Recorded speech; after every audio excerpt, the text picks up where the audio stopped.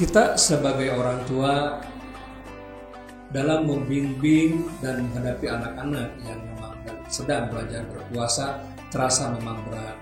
Tapi hal ini harus kita lakukan dengan hati yang ikhlas, dengan hati yang senang.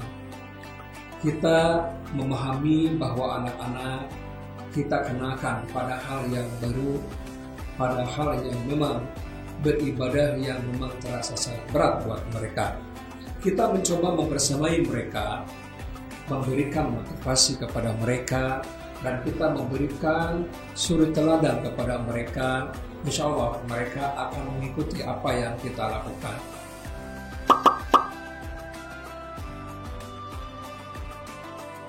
Ketika saya lagi kecil, dulu sama orang tua saya, supaya saya tamat menjalani ibadah puasa, seringkali saya diberikan hadiah atau diberikan makanan-makanan yang memang saya sangat sukai.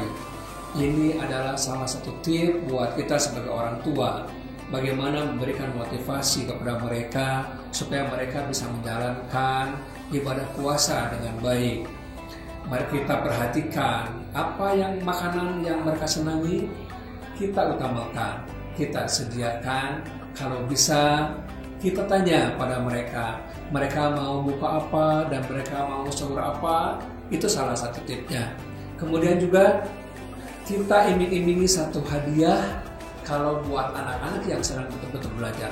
Tapi kalau memang yang sudah dewasa, kita berikan pengetahuan kepada mereka bagaimana keutamaan saum itu, apa faedah-faedah saum dan lain sebagainya. Semoga tip ini bermanfaat bagi ibu dan bapak sekalian.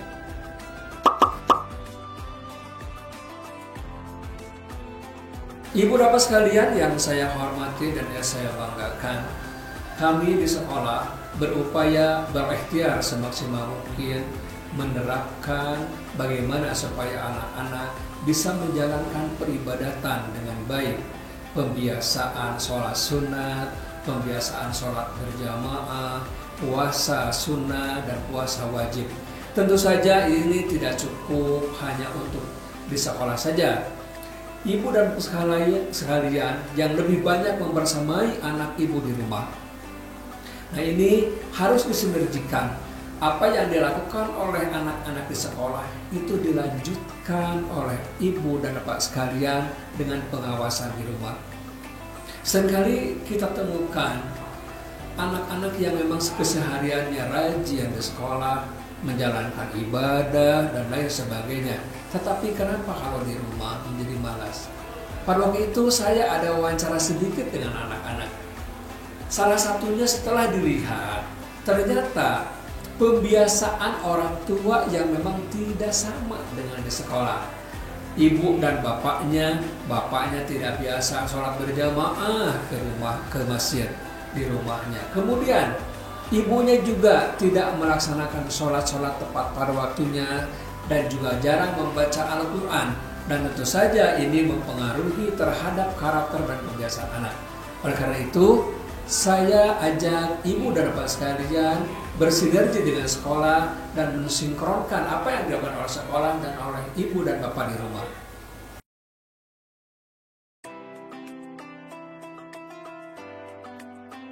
Bismillahirrahmanirrahim. Innal hamdalillah nahmaduhu wa nasta'inuhu wa nastaghfiruh wa na'udzu billahi min syururi anfusina wa min sayyiati a'malina.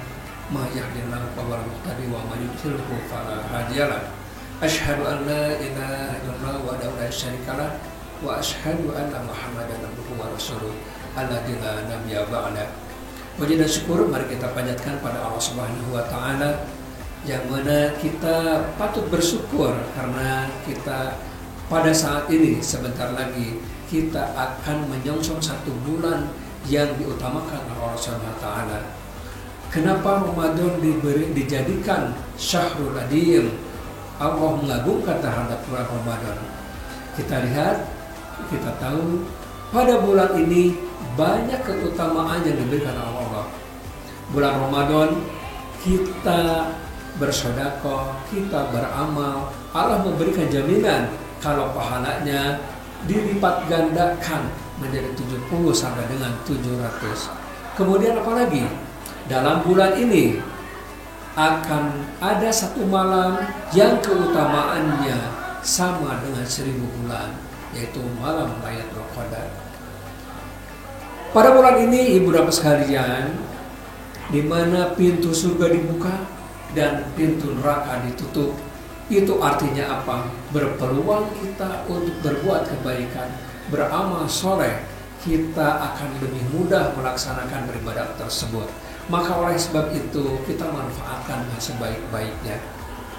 Ibu bapak sekalian, selain dari itu, apa yang kita inginkan di dalam Ramadan ini, kita coba panjatkan kepada Allah Subhanahu wa Ta'ala.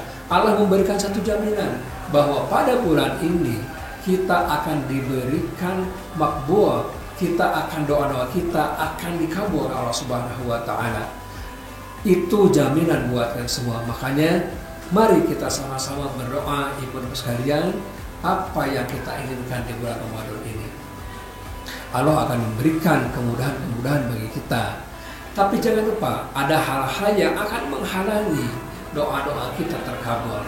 Antara lain, yang pertama adalah apabila kita pernah menzolim kepada seorang dan orang tersebut tidak memaafkan.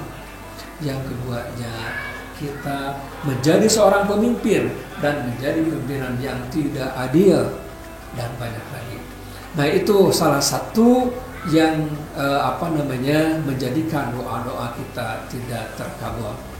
Ibu bapak sekalian, dalam menghadapi Ramadan ini, mari kita bersama-sama mengisi bulan-bulan ini yang penuh barokah, supaya kita mendapatkan apa yang kita inginkan. Salah satu faidah yang diberikan oleh Allah Subhanahu wa Ta'ala dari sahur ini adalah belajar mendisiplinkan diri. Kita sekarang berdisiplin melaksanakan sahur yang biasanya pagi-pagi kita tidak bangun. Sekarang kita harus melaksanakan sahur tersebut. Dan itu pun hanya tidak sekedar makan, tapi Allah memberikan sebuah faidah. Selain secara lahiriahnya kita berperut kenyang, tapi kita juga mendapatkan pahala dari sahur itu. Demikian pun dari buka, kita mendahulukan berbuka puasa, menyegerakan berbuka, itu adalah memiliki sebuah pahala yang sangat besar buat kita. Ikhwatul iman, ibu dan bapak sekalian yang saya hormati, dari bulan Ramadan ini kita akan bisa menarik satu pembelajaran, di mana salah satunya kita mendisiplinkan diri. Yang kedua, bagaimana implementasinya dalam kehidupan sehari-hari. Bagi kita yang pelajar, tentu saja ini menjadi sebuah pembelajaran, di mana kita akan berdisiplin waktu, berdisiplin belajar, bagaimana memanfaatkan waktu. Dan demikian pun bagi kita sebagai seorang pengajar, sebagai seorang karyawan, kita terbiasa dengan kedisiplinan kerja. Kita tidak akan lagi melihat atasan sebagai sesuatu yang mengawasi kita, tetapi kita akan lebih takut kepada Allah. Kita akan lebih takut kalau kita meninggalkan, kita akan lebih takut kalau kita telat melaksanakan tugas. Tapi bukan karena kita melihat punishment yang akan kita dapatkan atau hukuman yang akan kita, tapi kita lebih cenderung, kita lebih melihat Allah Subhanahu wa Ta'ala yang akan memberikan pahala kepada kita.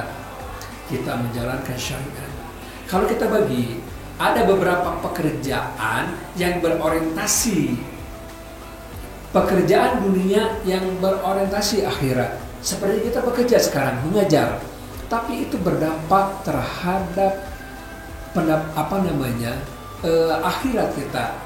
Ada pekerjaan dunia untuk dunia, ada pekerjaan dunia untuk akhirat, ada pekerjaan akhirat untuk akhirat, ada pekerjaan akhirat untuk dunia. Nah, sekarang mana yang lebih baik? Ada pekerjaan dunia dikerja untuk dunia. Kita bekerja mencari uang, tentu saja kompensasinya untuk kita mendapatkan uang yang sebanyak-banyaknya. Kita bekerja Itu pekerjaan dunia. Akan berdampak dunia, tapi juga bisa berdampak akhirat. Kita bekerja, kalau kita ikhlas, dasarkan karena Allah Subhanahu wa Ta'ala. Sebagai misalkan kita seorang pengajar, kita berinovasi dengan ilmu terhadap anak-anak didik kita, Allah akan memberikan kompensasi nanti di akhirat dengan kita sama dengan kita berinvestasi untuk nanti di yaumul kiamah.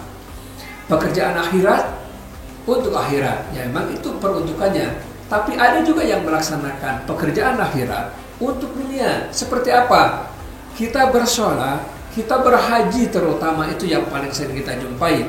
Tetapi dengan haji tersebut, orang tersebut menginginkan menjadi kaya, menjadi berhasil dalam bisnisnya. Nah itu salah satu yang ada yang kita lihat selama ini.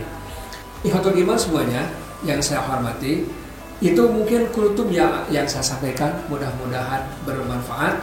Mohon maaf apabila ada kesalahan. Kalau yang salah itu datang dari saya, kalau yang benar datangnya dari Allah.